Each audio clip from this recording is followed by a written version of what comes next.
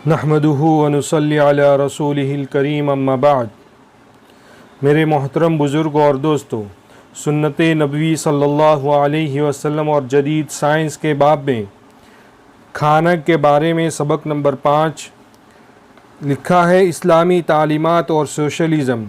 हज़रत सलमान फ़ारसी रज़ियल्लाहु ताला अन्हु से किसी ने अर्ज़ किया कि ज़मीन के ख़जाने तो आपके कब्ज़े में हैं, फिर भी आप भूखे रहते हैं।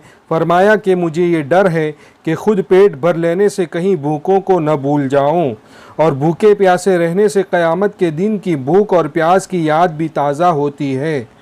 अल्लाह ताला के अज़ाब का खौफ भी पैदा होता है। इस्लाम इंसाफ और अमन का दीन है। गरीबों के साथ हमदर्दी और लावारिसों की सरपरस्ती इस्लाम का शेवा और पहचान है। स्टालिन और बर्लिन के नज़रियात सोशलिज़म और कम्युनिज़म कहलाते हैं। रोटी कपड़ा और मकान इसी नारे का हिस्सा है। मज़कूरा माहिर माशियात ने आसूदगी के लिए जो मेहनत की है, इस्लाम ने सिर्फ़ इन अल्फाज में उसकी तशरीह कर दी है कि अपने घर के धुएं से पड़ोसी को तकलीफ़ न दो, यानी खाना पकाते वक्त उसकी खुशबू पड़ोस तक पहुँचेगी और वो कुदरत न होने पर परेशान और नेमत न मिलने पर गमज़दा होंगे। अपने बच्चे को कोई ऐसी चीज़ न दो जिसे लेकर बाहर जाए और पड़ोसी का बच्चा इसको देखकर गमज़दा और परेशान हो। क्या इस्लाम में इंसाफ नहीं, माईशत और मुआशरत का सुकून नहीं? इस्लाम गरीब का भी दीन है और अमीर का भी। ज़्यादा खाना इस्लाम में पहली बिदअत। हज़रत आयशा सिद्दीक़ा रज़ियल्लाहु ताला अन्हा फरमाती हैं कि सबसे पहली बिदअत जो हुज़ूर अक़दस सल्लल्लाहु अलैहि वसल्लम के बाद पैदा हुई वो पेट भरकर खाने की है। वाक़ई सहाबा अकरम रिज़वानुल्लाहि ताला अन्हुम अजमाइन, औलिया किराम रहमुल्लाह के अदवार में इनको पेट भरकर खाना कम ही मिलता है, और हुज़ूर अक़दस सल्लल्लाहु अलैहि वसल्लम की तरफ से तो पेट भरकर खाना मिलता ही नहीं। जब खाना पेट भरकर खाएंगे तो अमराज़ व इलल भी खाने के बक़द्र पैदा होंगे। प्रोफेसर ब्राउन और इस्लामी दुनिया।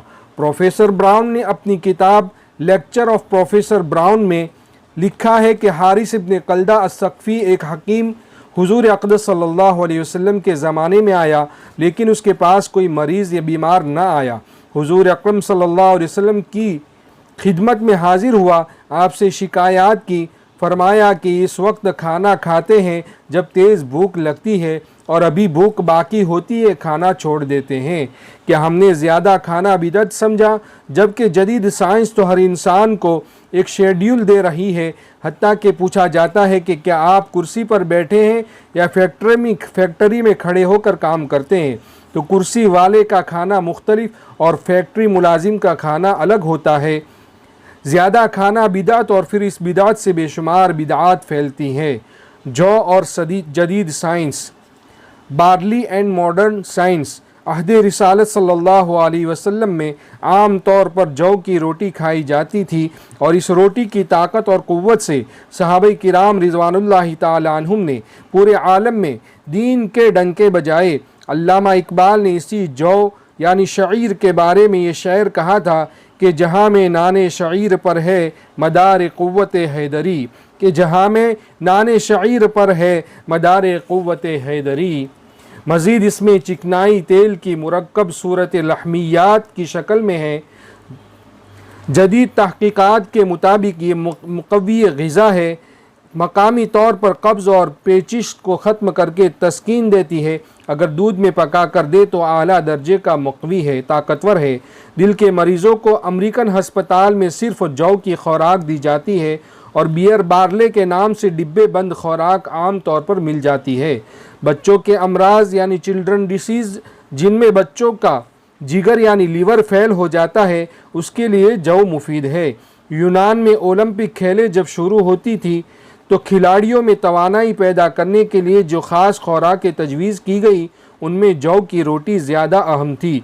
जदीद मुशाहिदात के मुताबिक और अहादीस में जौ के फ़वाइद मैदा और आंतों के अल्सर के मरीज़ों को सुबह के नाश्ते में हुज़ूर अक़दस सल्लल्लाहु अलैहि वसल्लम के अज़ीम नुस्ख़े तलबीना, जो कूट कर उसे दूध में पकाने के बाद उसमें शहद का मीठा शामिल किया जाता है, उसे जौ का दलिया या तलबीना कहते हैं, दिया गया। अल्सर का हर मरीज़ 2 से 3 माह में तंदुरुस्त हो गया।